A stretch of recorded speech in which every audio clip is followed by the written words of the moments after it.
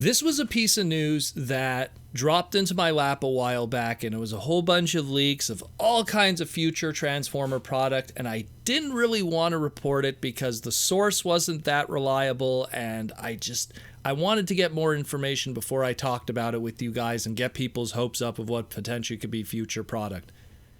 Today, comicbook.com dropped a whole bunch of new information in relation to a future Hasbro Pulse exclusive, as well as the next HasLab project for Transformers. Let's quickly just touch on the Hasbro Pulse thing.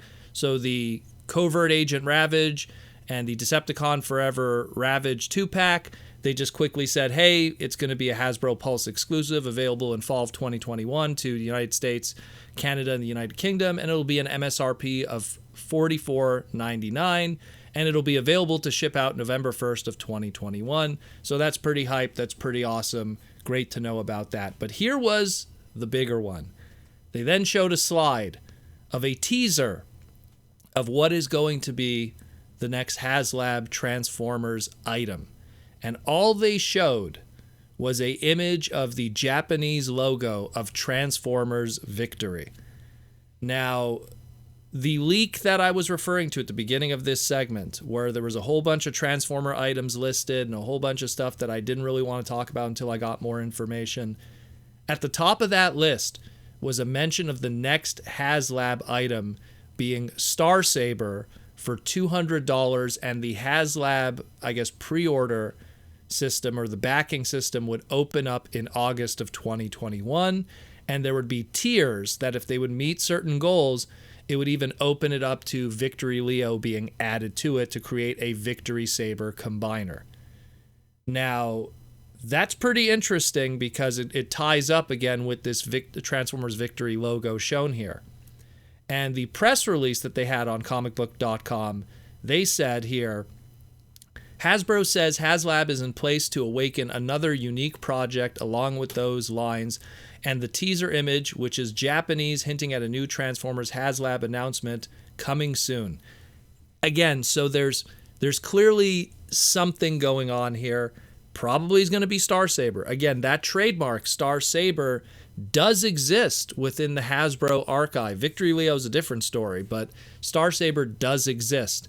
And maybe they're not confident enough for something for retail, especially if it would have to be like a commander class. It has to be a big guy. Star Saber has his Brainmaster gimmick. He's a big, super huge, like this is a guy that in his super mode is the same height as Combiners.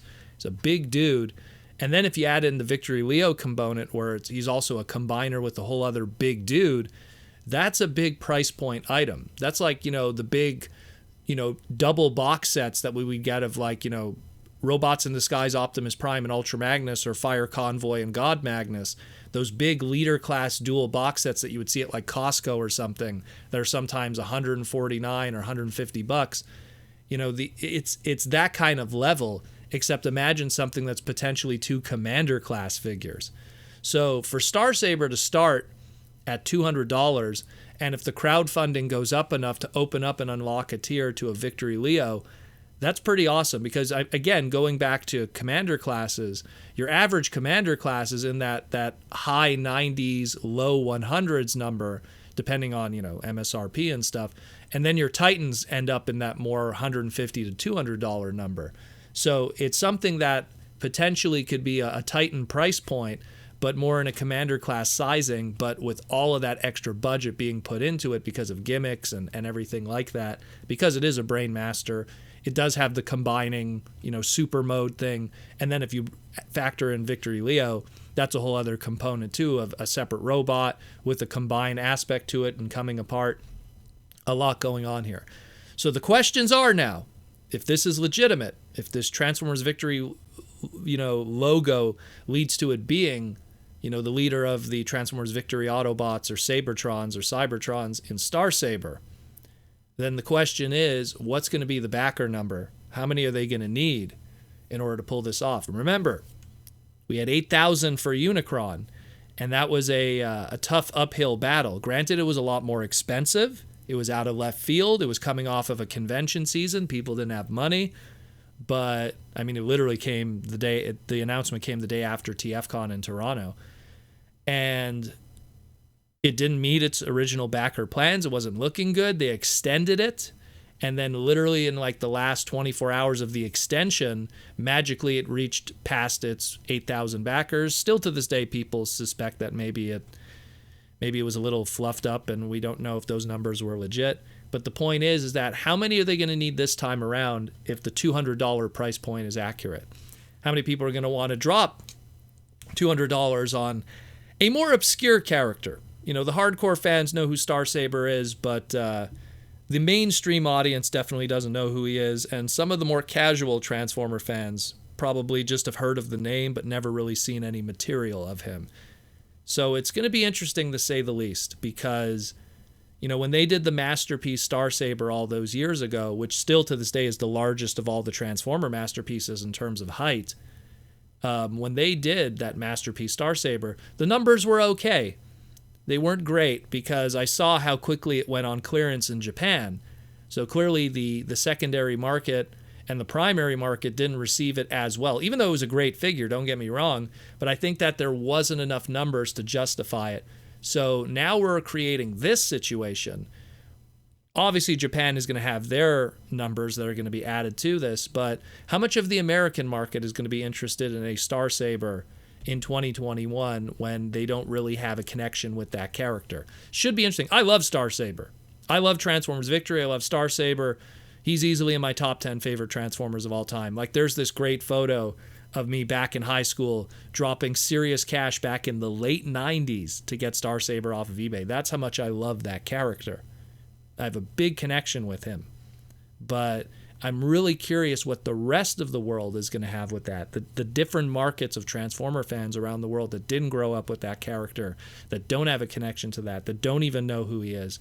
And when you look at something like Unicron, yeah, sure, Unicron was much more expensive, but Unicron was a centerpiece and way more well-known to many different audiences of Transformer fans. I feel that it was only the price point and the timing that really hurt Unicron's sales. Star Saber's a little different story. I think the price point is a lot more modest, and hopefully, you know, this warning way in advance now coming from me and then, of course, comicbook.com will give people time to prepare for something. But the flip side of it is who's Star Saber to them? Is it going to be worth it for them? Something like the Ark, that's also a Titan class, you know, upper price point item. People know the Ark. People associate with that character, that design, or that base at least, you know, from Transformers lore and history all the way back to 1984. But Star Saber was just a blip in Transformers history. You know, a little bit of Transformer Zone at the beginning, and then that's it.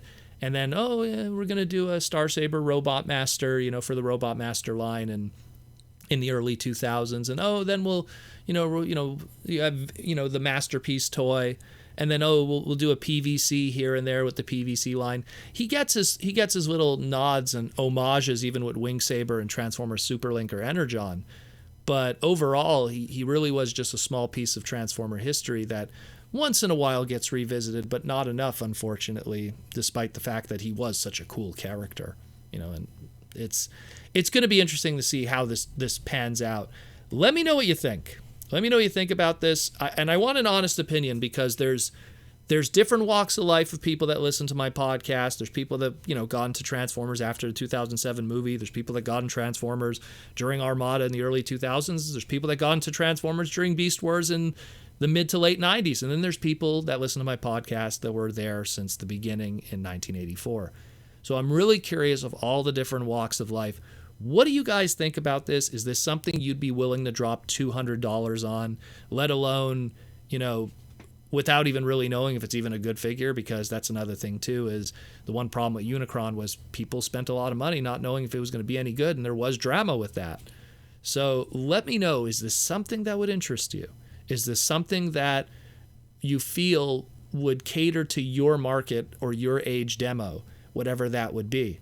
I'm really curious about that, because it's a very interesting choice for a HasLab item. Very interesting. Anyways, let me know what you think. I'm very perplexed by this, but at the same time, I'm intrigued because it's Star Saber and I love that character.